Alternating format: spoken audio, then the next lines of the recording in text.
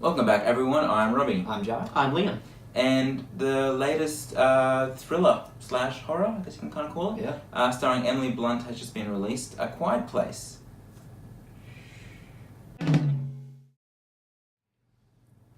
A Quiet Place was directed by John Krasinski, and it stars John Krasinski along with Emily Blunt. Yeah, so the film is set in the near future, and it's pretty much a dystopian kind of post-apocalyptic. Yeah, where the world is now overrun by these aliens. Creatures. You don't really know what they are. They are blinded, and they kill and hunt based on sound. So the film is a film of survival, follows a family, and they have to live a quiet life in this new world. Yeah. In order to survive. Yeah. The slightest sound sets the monsters off, Mm-hmm. which is terrifying. Yeah. So what did you guys think of it? I thought that it was really good. I thoroughly enjoyed myself while I was watching it.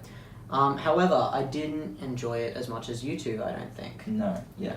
So, my thoughts. I thought this film was fantastic. Yeah, we're both on the same level. Absolutely loved it.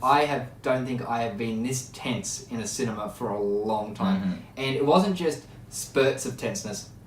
I was the entire on the edge of my seat the entire time. Yeah, for sure. And then it only ramps up. Mm. The film only ramps up as it goes along, and it is fantastic. Yeah. I can't say enough good things about this movie. I think it's brilliant, absolutely brilliant.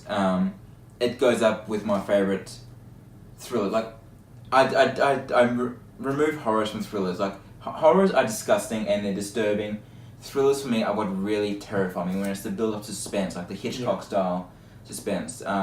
Jaws, Alien, those kind of movies that just really just stay with you for a long time. It makes you afraid to go in the dark, makes you afraid of the water, and it's psychologically disturbing. Mm-hmm. This is like that, and it's just from beginning to end. Like, the opening scene just sucks you in. Oh yeah. And there isn't a single second that you can rest in this film. Not at all. Like, in other movies, even Alien, there's moments in Alien where you can have a bit of a breather for a couple of minutes. You're like, they're safe. Yeah. Here, there is not even that. Constant danger. Yeah. Constant threat. One of the best things about this film was the runtime. The fact that it was just like a brisk 90 minutes or about that meant that it was just such a fast-paced film. Yeah. They didn't waste time explaining like how the world got to the way Which it I was. really liked. Me too. It wasn't about that. It was about the family and their having to survive in this world that was just absolutely horrible and just terrible to live in, and it was so great to be with an audience that, I don't know about your audience, but for the most part, the audience was quiet along with the film. Definitely. There was one point, the audience we watched with, there was such a tense part, and then a guy drops his full drink on the floor, it drips all down the hallway. I thought, oh man, that's just, what a time to drop your drink. But this, no joke, this is a perfect cinema experience movie, like the sound, or the lack of sound in certain parts.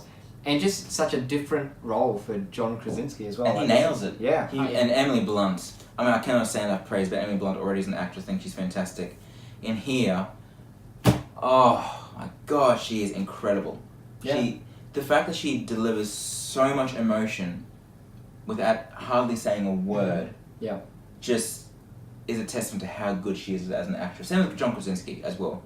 But the film rides, I think, more on her shoulders, because she is one of the most tense scenes in the film. Oh, for sure.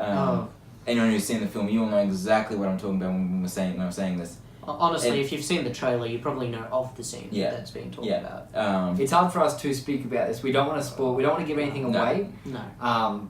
This is best. I think this is best. If you haven't even seen the trailer, that would be the best way to experience it. Definitely. Just go in blind in this. Honestly, if you haven't seen the trailer, don't watch it, because it kind of ruined a bit of the suspension for me. Yeah. Because there were parts where you think I haven't seen this. I haven't seen this exchange of blah blah blah. That being said, the film does not hold back on the surprises. There are many things that happen where I thought, wow, that just happened. I can't believe it that they did that. Yeah. So and it does it spectacularly. I'm not even going to put normally I put the trailers on with our reviews. I'm going to do very minimal, 5-10 seconds, just to have the star rating up. But yeah, it's going blind. 'Cause that's what I did. I saw the posters. I saw the few clips of trailers that I had to see when I was at work.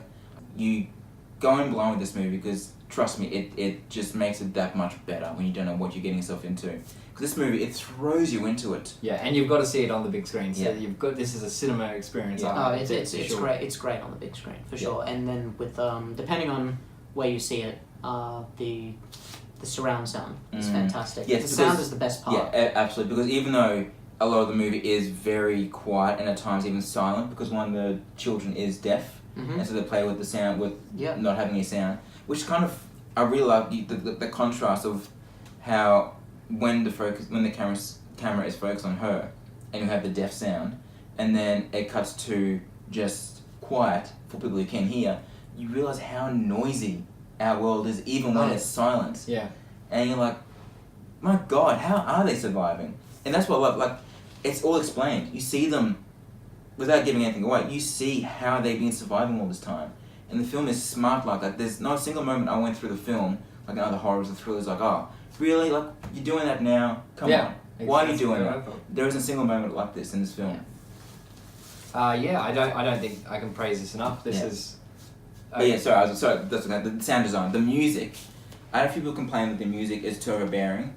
I think it's the complete opposite. I think the music is the perfect complement to the visuals, because when it's silent, the music does not come in. It only comes in once the silence is broken, and it's not overbearing music except for a couple of quick little action scenes, if you can even call them, when the characters are running. Apart from that, it's like this low kind of rumble that the music does. That's more an added sound than actual music. The sound the score very much fits in like with ambience. Yes. Yeah. Which is perfect because the only sound that you hear throughout most of the film is just this ambience. Yeah. You know, and the fact that the score perfectly, like you said, it complements it. Yeah. It just elevates it, absolutely. And then when you've got that contrast of when things are getting intense. And the score gets heavier and there's more of the wahs and stuff, you know. It absolutely puts you on edge. Yeah. And I think that's great. Yeah. It's, look, for me, music in, especially a thriller, needs to be a character in the film. And like an added presence without it taking away from what's on screen. And here it definitely works. Like, I had looked to see, I like, you know, I love film music. Of course. And I had looked to see who the composer was before going in. And I was like, oh boy, it's the composer of the Omen remake, which was great music. Right. Not as good as the original Omen, but it was still great thriller music. And the second the music comes on with the opening logos, I was like, oh boy, here we go. It gets you from the get-go. It's fantastic. Anyway, star ratings? Yeah, I struggled to knock this down. Like this was sitting at a 5-star for me. Me too. I'm going a very high 4.5. I loved this movie. Yeah, I'm going 4.5 as well, purely just because I have to separate them somewhere, otherwise I'd have everything up to 5 stars. But it was tough to bring down to 4.5. But it's not quite as perfect as, say, my favorite thrillers, which knocked it down. But God, it's close. And over time, it might become a 5-star. Of course. Yeah, no, for me it was a very solid 3.5. 3.5 stars. And it's because of mostly personal taste. There are a few things that I would really like to talk about that I can't due to spoilers, but they have to do with flaws of the film, in my opinion. But a couple of things that I can talk about is, one thing that just probably annoyed me more than it should have is the amount of times they did this in the film. Right. Like, especially John Krasinski was the main culprit of this. He would do it all the time when a tense situation was about to happen, and it's like, you do know the world you live in. I'm pretty sure the kids get it at this point, that they have to be quiet. Fair enough. You know what I mean? Like I said, that's not really too much of a problem, but it's just something that annoyed me. Yeah. One thing that personally I would have loved is if the film went more towards the Jaws effect of things. I think that they showed the creature Too much. That's me, and I feel like if you had this this feeling of the unknown for a bit longer in the film, it would have been even more tense than it already was. Because the film is just absolutely insane with how tense you feel the whole way through. But like, I wanted this air, this air of mystery as well. Like not knowing what's getting them. And then obviously there would be a certain point where you'd need to reveal what it looks like. But like, I feel like they showed what it looked like, and I wasn't too fond of the design of it. I didn't think it was bad, but I didn't think it was anything memorable. And the thing is, as well, is I don't think the CGI was too great on it. It wasn't bad, but it's something that like, I feel I'm gonna watch it in 2 years again. I'll see the CG and it'll be dated already, nothing too bad, but it brought down the film for me. Because I really love like an air of mystery to what's going on. Yeah, of course. Still a very good film. It's probably going to be one of the best horror films of this year. More thriller films of this year. But for me, I don't love it. I really liked it though. 3.5 stars. I guess that's why I didn't give it a 5. Obviously not to the extent that you brought it down to a 3.5. But yeah, a couple of things I think they didn't detract from the overall experience for me, but that's what stops me from giving it a 5. Yeah. It's like I said, the Jaws effect. Alien does it perfectly as well. Yeah, oh, absolutely. They hide the creature for most of the time. And while I did like the design of the creature, at the same time, yes, it's not completely memorable either. Like, you remember the xenomorph from Alien. No, yeah. It's impossible to get out of your mind. Exactly. The more I saw it, the less I liked it. The less I felt threatened, But yeah. Anyway. There are more things that I have problems with, but it relates to spoilers. Yeah, we can't go into So it. I can't talk about it, but yeah. Yeah. No, I didn't really have a problem. I liked it. I would have liked some mystery, but I thought it was absolutely fine the way it was. Yeah. Oh, me too. I'm sticking to my 4.5. Oh yeah, me too. That's Absolutely, just those little things that if I was to nitpick, it would be that. Yeah. But. No, fair enough.